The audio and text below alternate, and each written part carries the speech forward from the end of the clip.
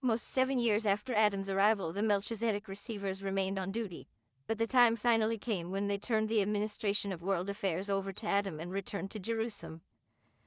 The farewell of the receivers occupied the whole of a day, and during the evening the individual Melchizedeks gave Adam and Eve their parting advice and best wishes. Adam had several times requested his advisors to remain on earth with him, but always were these petitions denied. The time had come when the material sons must assume full responsibility for the conduct of world affairs. And so, at midnight, the seraphic transports of Satania left the planet with 14 beings for Jerusalem, the translation of Van and Alma-Adon occurring simultaneously with the departure of the 12 Melchizedeks. Tilda the Urantia Book, 74-5.1.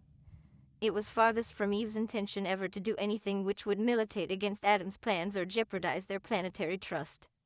Knowing the tendency of woman to look upon immediate results rather than to plan farsightedly for more remote effects, the Melchizedeks, before departing, had especially enjoined Eve as to the peculiar dangers besetting their isolated position on the planet and had in particular warned her never to stray from the side of her mate, that is, to attempt no personal or secret methods of furthering their mutual undertakings.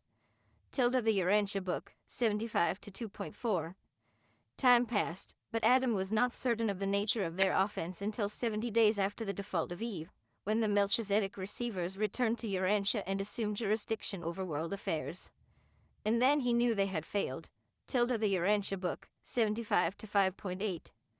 When Adam learned that the Nodites were on the march, he sought the counsel of the Melchizedeks, but they refused to advise him, only telling him to do as he thought best and promising their friendly cooperation, as far as possible, in any course he might decide upon. The Melchizedeks had been forbidden to interfere with the personal plans of Adam and Eve. Tilda the Urantia Book, 75-6.1.